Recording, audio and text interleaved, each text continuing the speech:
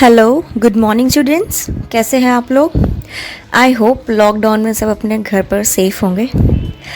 आज हमारी पहली क्लास है बच्चों, and I am going to teach you science. This session is going to be very beneficial for class 9 students.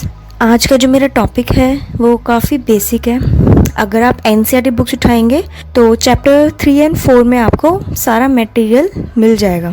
And one more thing, मेरा जो focus रहेगा वो टोटली एनसीईआरटी पर होगा। एक्चुअली बच्चे क्या करते हैं, जब क्लास 9th में आते हैं तो वो एनसीईआरटी को छोड़कर रिफ्रेशर फॉलो करना शुरू कर देते हैं, लेकिन जो मेरा फोकस रहेगा वो टोटली एनसीईआरटी पर होगा। I hope you all like this video. So चलिए स्टार्ट करते हैं। क्लास 6th एंड 7th में आई थिंक हम सब ने एक बेसिक सी डेफिनेशन पढ़ी है, that anything that occupy space and have mass, I hope you all know, is called matter. But here the question is that what is matter made up of? So matter is made up of very tiny particles called atom. So हम कह सकते हैं जो atom है वो एक smallest particle है। किसी भी चीज़ का smallest particle is called atom. और एटम की एक खास बात क्या है, that it doesn't exist independently. Properties वो सारी पोजेस करेगा, सारी केमिकल प्रॉपर्टीज होगी उसके अंदर, लेकिन it doesn't exist independently. So what is atom? Here you can see atoms are defined as the basic building blocks of matter. It is the smallest constituent unit of matter that possess, as I told you, the properties of the chemical element. अभी हमने discuss किया था that atom doesn't exist independently. यहाँ पे एक मैंने example लिया है। If we take 2 hydrogen atom and 1 oxygen atom, 2 hydrogen atom and 1 oxygen atom, so they both combine to form H2O, जो हम जानते हैं क्या है, वाटर मॉलिक्यूल। अभी मैंने एक लाइन डिस्कस की थी, that atoms combine to form molecules. When it is single it is an atom, when it will combine it will form molecule. हम एक और एग्जांपल ले लेते हैं, जैसे कि if we take 1 atom of hydrogen and 1 atom of hydrogen, that is 2 atoms of hydrogen, it will form hydrogen molecule, that is H2 molecule. And बहुत सारे एग्जाम्पल्स हैं, हम बहुत सारे एग्जाम्पल्स ले सकते हैं इसके। Now we move on to what does an atom contain? Now we all know about atom, but atom में actually होता क्या क्या है वो अब जानना है। बहुत सारे साइंटिस्ट ने अपना कंट्रीब्यूशन दिया है इसमें।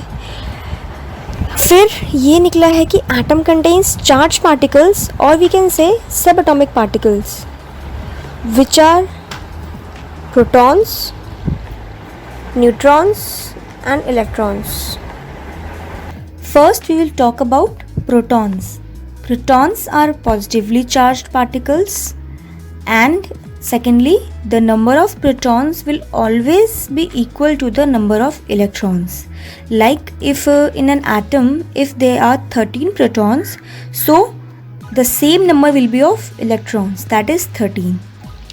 And the discovery of protons is done by E. Goldstein. Next we will move on to electrons. Electrons are negatively charged particles, and second point is the same, the number of electrons and protons are equal. And the credit of discovery of electrons is given to J.J. Thomson. J.J. Thomson is the first person जिसने ये बताया था कि yes there are the presence of electrons, कि हाँ electrons होते हैं। Next we will move on to neutrons. Neutrons अब हमारे प्रोटॉन्स हो गए पॉजिटिवली चार्ज, इलेक्ट्रॉन्स हो गए नेगेटिवली चार्ज। थर्ड थिंग जो आती है न्यूट्रॉन्स, वो नाम ही उसका इंडिकेट कर रहा है neutrons. Neutrons means neutral. So neutrons are neutrally charged. And second point जो है, let me tell you, masses of the two different isotopes of an element vary due to the difference in the number of neutrons in their respective nuclei. इसमें isotopes के बारे में बता रखा है और हम आइसोटोप्स के बारे में, एटॉमिक नंबर, एटॉमिक मास के बारे में हम डिटेल में नेक्स्ट क्लास में we will study. So second point हम डिटेल में डिस्कस करेंगे आफ्टरवर्ड्स. थर्डली, द न्यूट्रॉन्स की डिस्कवरी का क्रेडिट जाता है हमारे चैडविक जी को. जैसा कि अभी स्क्रीन पे देख सकते हैं, these are the symbols. Electrons के लिए ई नेगेटिव, प्रोटॉन्स के लिए पी पॉजिटिव. अगर हम स्मॉल पी भी लिखते हैं तो चलेगा. न्यूट्रॉन्स के लिए स्मॉल एन.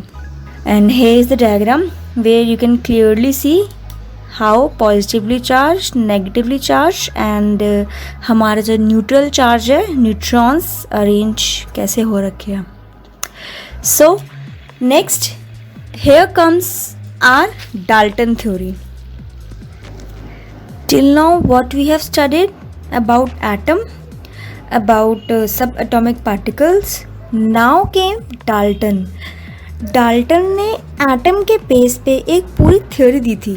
डाल्टन ने क्या कहा था? According to it that all matter, whether element, compound और a mixture, composed of small particles called atoms. चाहे वो एलिमेंट हो, चाहे वो कंपाउंड हो, या वो किसी भी चीज़ का मिक्सचर हो, वेदर हेट्रोजीनियस और homogeneous, we will study afterwards. So these all are composed of small particles that are called atoms. अब डाल्टन के अकॉर्डिंगली, डाल्टन के कुछ पोस्टुलेट्स थे जो डाल्टन ने दिए थे. First one is these particles are too small to see and cannot be created or destroyed in a chemical reaction. These, पहला पॉइंट क्या कहता है कि एटम्स इतने स्मॉल होते हैं, they are so much tiny that we can not see with naked eyes.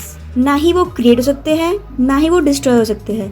हमने एक लॉ पढ़ा था that neither mass can neither be created nor be destroyed.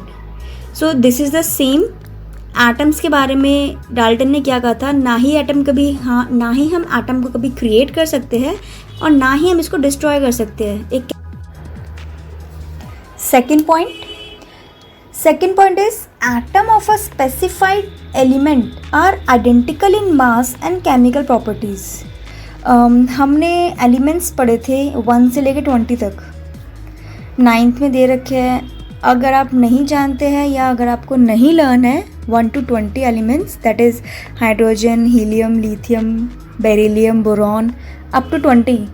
So I will tell you how to learn in an interesting and in playful way. In our next video we will do that. So Dalton ने यही कहा था कि अगर कोई भी एक specified element है, लाइक हम हाइड्रोजन ले या हीलियम ले, उसका मास जो रहेगा वो हमेशा क्या रहेगा? आइडेंटिकल रहेगा. सो दैट उसकी केमिकल प्रॉपर्टीज भी रहेगी अगर वो एटम एक प्रॉपर एक स्पेसिफाइड एलिमेंट के है. Third point, atoms of different element have different masses and chemical properties.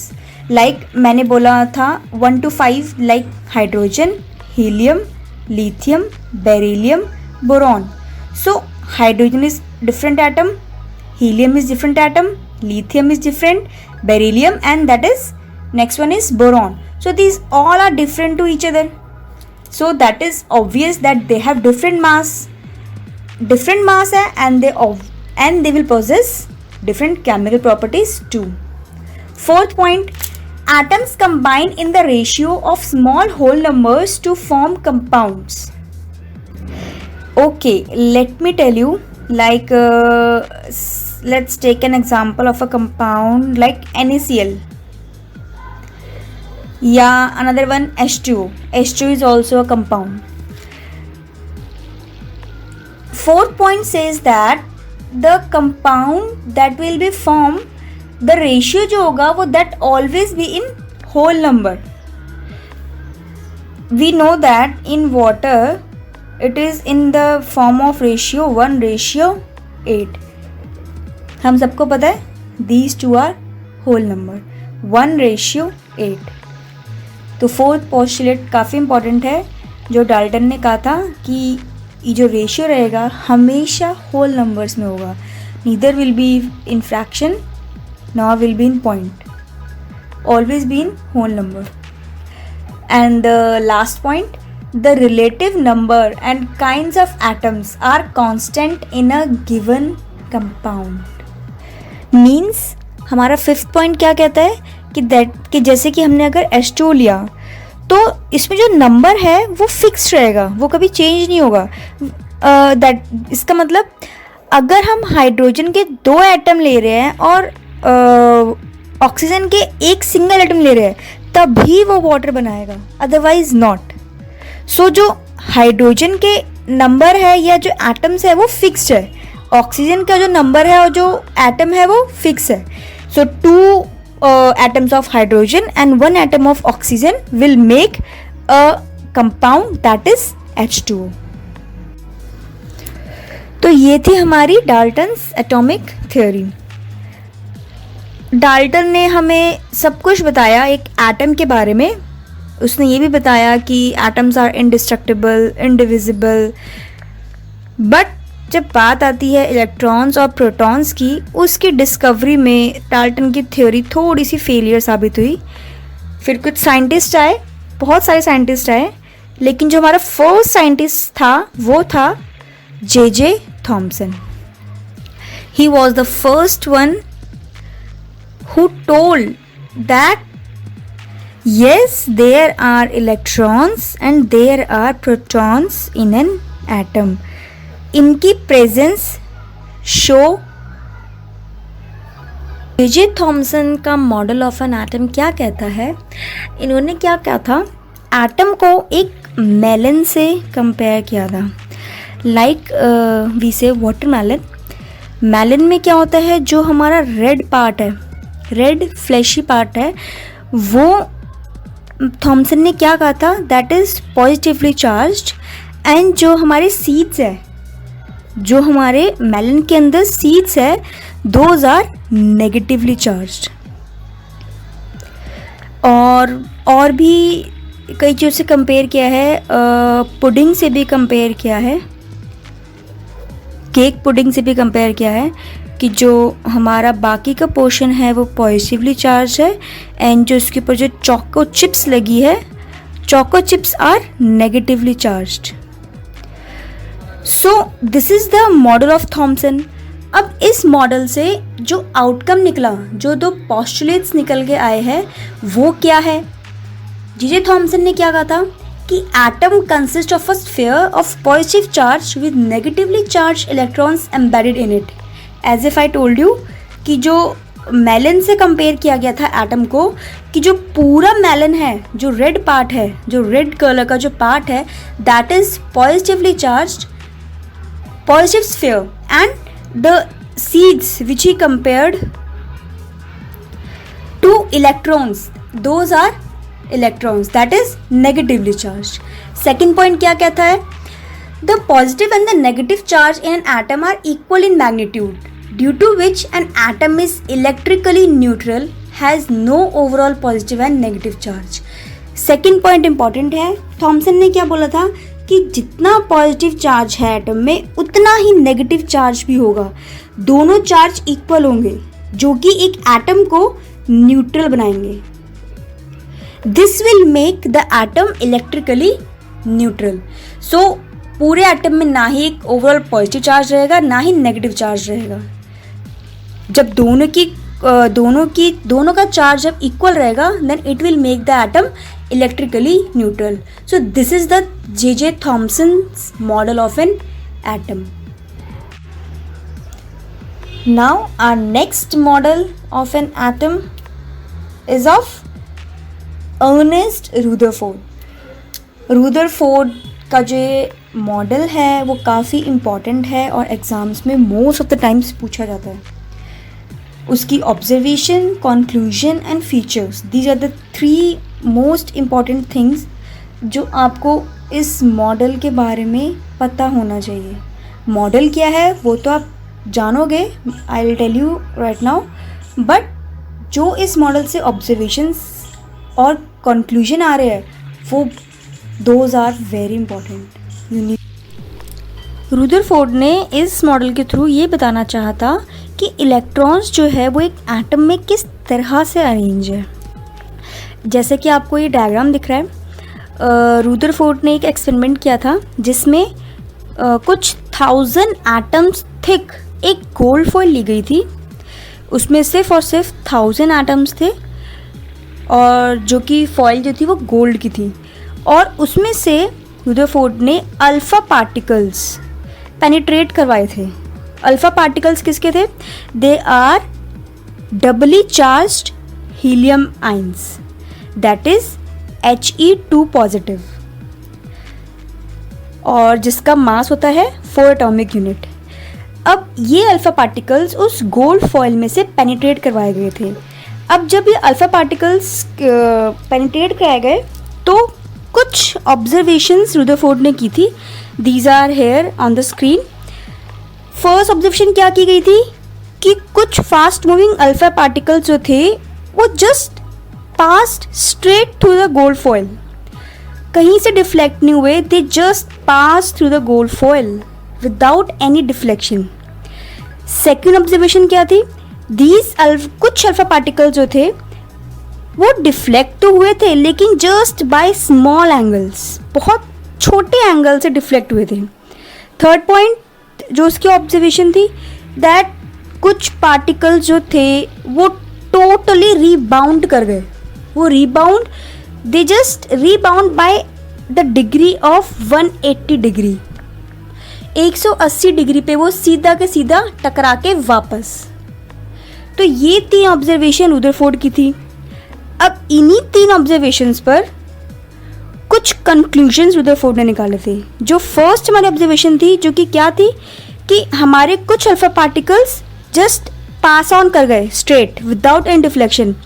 तो इस ऑब्जर्वेशन से क्या पता लगाया कि that most of the space inside the atom is empty, कि एटम के अंदर एक बहुत सारा स्पेस एम्प्टी है, जिसकी वजह से उस एम्प्टी स्पेस की वजह से कोई भी डिफ्लेक्शन नहीं हुआ। और जब डिफ्लेक्शन नहीं हुआ तो जो अल्फा पार्टिकल की जो रेस थी वो बिना किसी रुकावट के स्ट्रेट ऑन पास कर गई।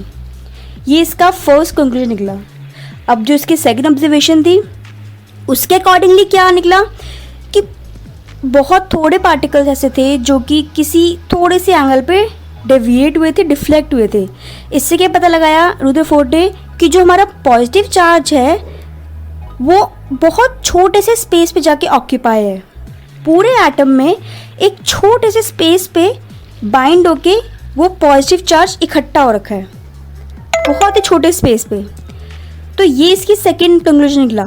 थर्ड में क्या बोलता है, अब जब कुछ 12,000 रेज में से एक रे इट जस्ट रिबाउंड बैक, वो क्या पता लगाता है कि all the positive charge and the mass, सारा का सारा पॉजिटिव चार्ज और जो मास है गोल्ड एटम का वो कंसंट्रेट है एक small volume with in the atom. Atom के बीच में एक स्मॉल वॉल्यूम में हमारा एटम का सारा मास और सारा पॉजिटिव चार्ज कंसंट्रेट हो रखा है। दैट इज जो उसने आफ्टरवर्ड्स नाम दिया उसका न्यूक्लियस। हम पढ़ेंगे आगे फीचर्स में।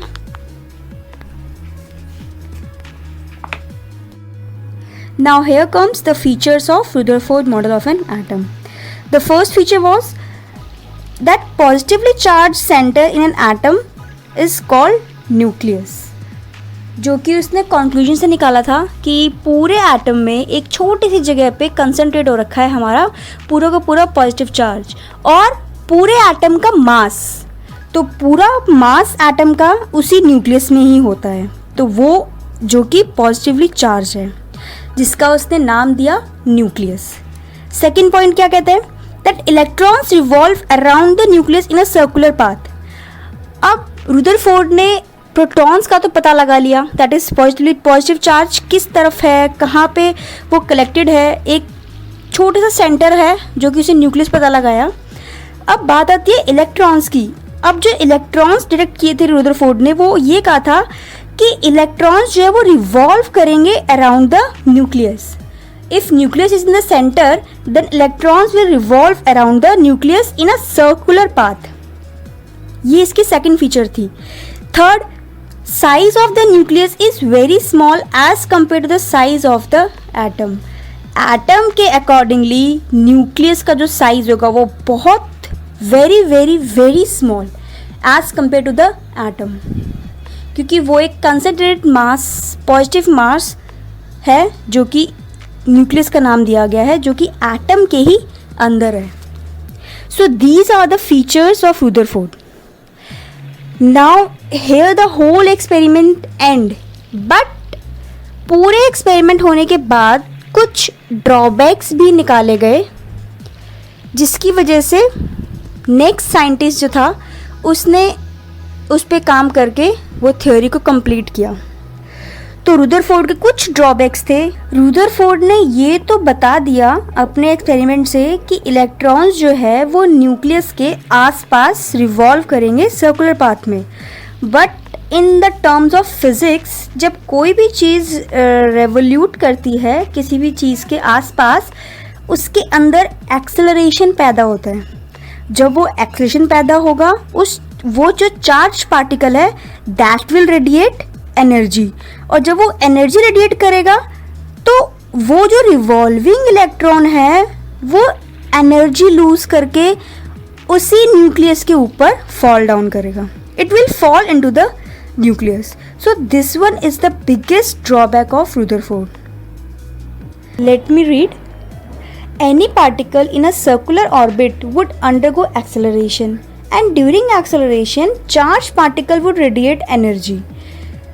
This revolving electron would lose energy and finally fall into the nucleus. This makes atom highly unstable, which wouldn't exist. अब इसकी वजह से atom जो है वो that will become highly unstable. हम अभी तक एटम के बारे में ये पढ़ते आए थे कि एटम्स आर वेरी स्टेबल, तो ये पॉसिबल ही नहीं था कि एटम अनस्टेबल फॉर्म में रह पाए. तो एटम को स्टेबल रहना ही होता है, एटम की एक खासियत है, एटम की ये प्रॉपर्टी है, या कुछ भी समझो. यस, एटम स्टेबल ही रहेगा, एटम अनस्टेबल रह ही नहीं सकता. तो इसके बेसिस पे this becomes the drawback of Rutherford model of an atom. Now, after considering this drawback of Rutherford, next scientist came, that is Niels Bohr. Niels Bohr ने सिर्फ 2 points दिए थे जिसकी वजह से उसका पूरा मॉडल जस्टिफाइड हो जाता है. फर्स्ट पॉइंट जो कहता है वो क्या कहता है? Only certain special orbits called discrete orbits of electrons are allowed inside the atom. Rutherford ने सारा काम कर दिया. ही टोल्ड अबाउट न्यूक्लियस कि सेंटर में एक न्यूक्लियस होता है और उसके आसपास इलेक्ट्रॉन्स रिवॉल्व करते हैं. बट नील बोहर ने क्या कहा था कि इलेक्ट्रॉन्स रिवॉल्व तो ज़रूर करेंगे, लेकिन एक फिक्स्ड और एक डिस्क्रीट ऑर्बिट्स में करेंगे. और इन ऑर्बिट्स को नील ने नाम दिया था KLMN. As you can see in the diagram, K shell, L shell, M shell and N shell. K का जो नंबर था वो N is equal to 1, L में N is equal to 2, M में N is equal to 3 and N shell में N is equal to 4. So he made some discrete orbits. तो इन्हीं orbits में ये इलेक्ट्रॉन्स क्या करेंगे? रिवॉल्व करेंगे. सेकेंडली क्या कहता है? When revolving in discrete orbits the electrons don't radiate energy. This is the main point कि जब हमारे इलेक्ट्रॉन्स न्यूक्लियस के आसपास रिवॉल्व करेंगे इन डिस्क्रीट ऑर्बिट्स में, then it will not radiate energy and the atom will be stable. Hence, his model is justified, and we came to know about how nucleus and electrons are arranged in an atom.